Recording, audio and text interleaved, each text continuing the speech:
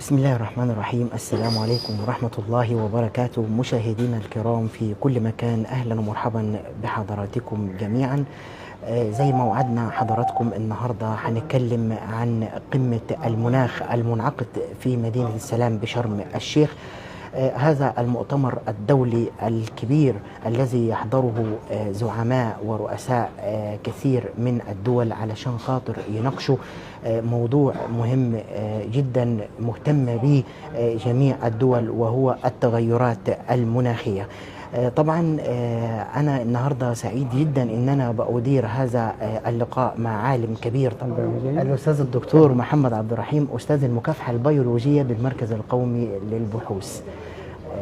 دكتور أهلا بحضرتك. أهلا بيك يا فندم. أهلا بيك دكتور، خلينا في البداية كده قبل ما نتكلم عن تفاصيل فيما يخص التغيرات المناخية، احنا عايزين ننزل لمستوى الناس البسيطة. حضرتك ممكن تدينا فكرة عن المؤتمر وبعد كده وأهدافه، وبعد كده نتكلم عن التغيرات المناخية بالنسبة للمحاصيل الزراعية والمنتجات. تمام يا فندم. اتفضل دكتور. بسم الله الرحمن الرحيم. أهلا بيك طبعا أحمد باشا، وأهلا بأهلك بسوهاج. أهلا بيكم جميعا. طبعا المؤتمر قمة المناخ دي المؤتمر السابع والعشرين.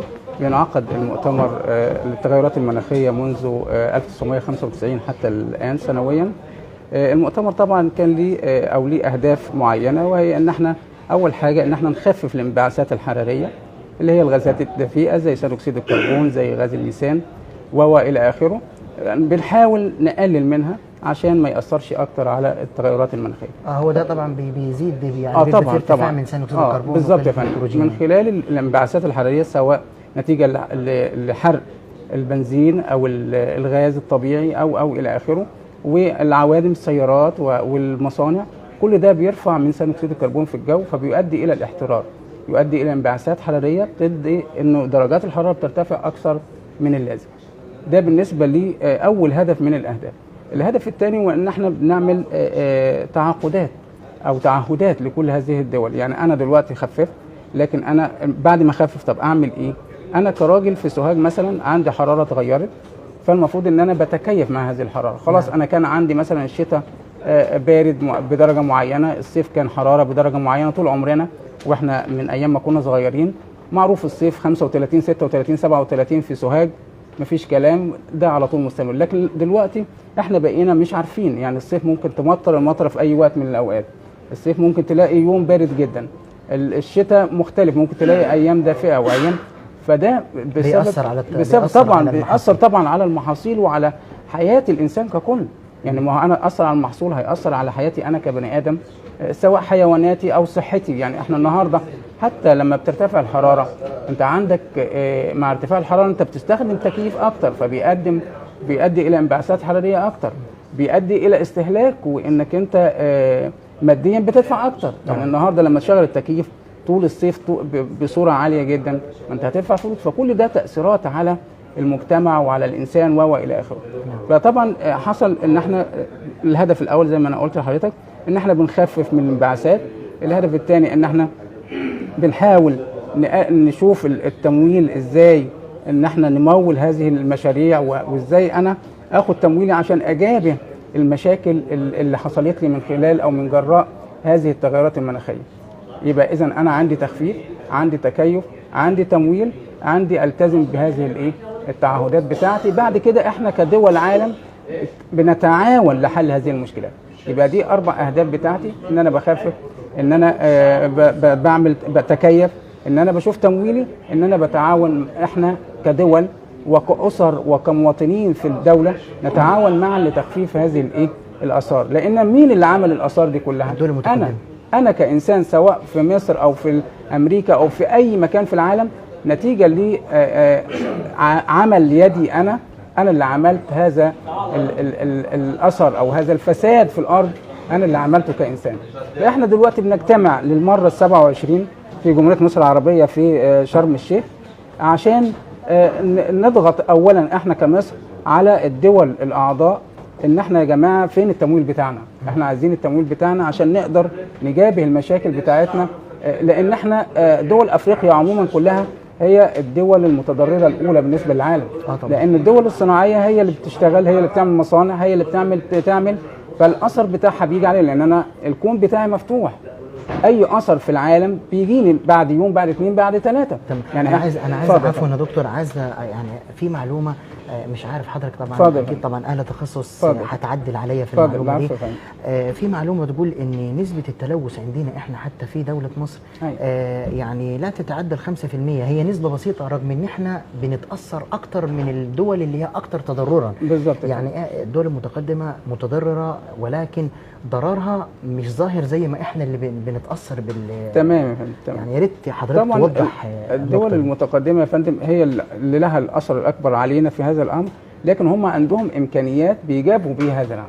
يعني هو عنده امكانياته ان هو يتلافى هذا الاثر، انا ما عنديش. فبالتالي انا بطالب للدول يعني تعهدت انها احنا يا جماعه لازم ندي مثلا الدول المتضرره سنويا 10 مليار دولار. العالم سوف يتكلف حوالي 30 تريليون دولار عشان يجابي هذا الاثر. فاحنا من حقنا كدول ناميه لينا حق سنويا 10 مليار دولار. فاحنا الان وسياده الرئيس الان بيطالب ويلزم هذه الدول ان احنا يا جماعه ادونا التمويل بتاعنا عشان نقدر نعمل بيه حاجات ونعالج الامر ده بهذا ايه التمويل. زي ايه بقى؟ يعني مثلا لما يكون في تمويل يا دكتور حضرتك ان الدول المتقدمه بتدعم المشروعات التي تقام داخل الدول الناميه خاصه مصر. ازاي بيتم دعم هذه المشروعات، او المشروعات دي عباره عن ايه بحيث تبقى المشروعات دي صديقه للبيئه؟ تمام يا فندم. دلوقتي احنا سياده الرئيس من فتره كبيره جدا عمل احلال لبعض السيارات القديمه مثلا من 20 30 سنه. يبقى انا دلوقتي بدي لك سياره صديقه للبيئه، لا انت السياره اللي عندك دي خلاص كده بتسلمها للدوله والدوله بتدعمك وتديك سياره. دلوقتي المشروع الثاني ان هو احنا بنحول كل السيارات الى الغاز الطبيعي. اثر الغاز الطبيعي وحرقه اقل بكتير من البنزين. هو مش صديق للبيئه زي حاجه ثانيه، لكن احنا بنقول بنخفف الاثر، فبنحول السيارات بتاعتنا الى ايه؟ الى الغاز.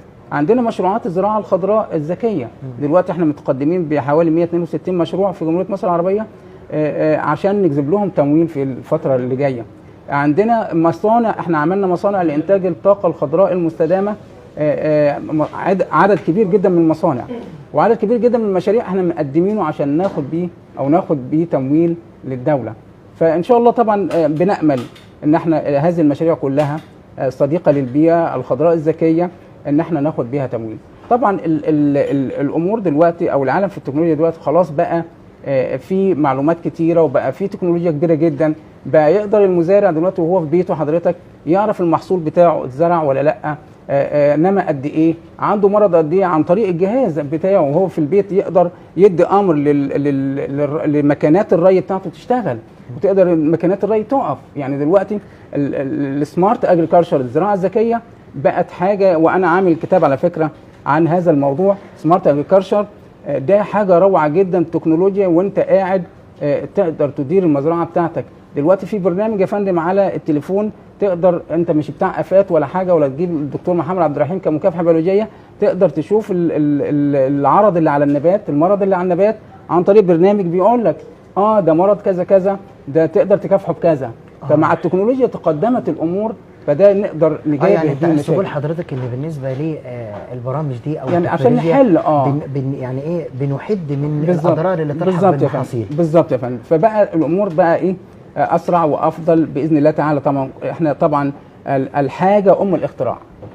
دايما انا لما احتاج شيء بتلاقي المخترع ايه يفكر ويخترع هذا الامر عشان يجابه بيه هذه المشاكل. طيب دكتور، احنا هنختم بتوقعات حضرتك للمؤتمر الدولي المنعقد حاليا في شرم الشيخ. عايزين التوقعات حضرتك، وايه الخلاصه اللي احنا ممكن نطلع بالنتائج النهائي في هذا انا المؤتمر؟ اتوقع طبعا بعد التنظيم الرائع وجهود الدوله المتواصله والتي لم يعني ما سابتش اي شيء خالص، انه نحصل باذن الله تعالى على تمويل كبير جدا لهذه المشروعات الخضراء الذكيه، نحصل على تمويل كبير لمشروعات الطاقه المستدامه عندنا باذن الله تعالى.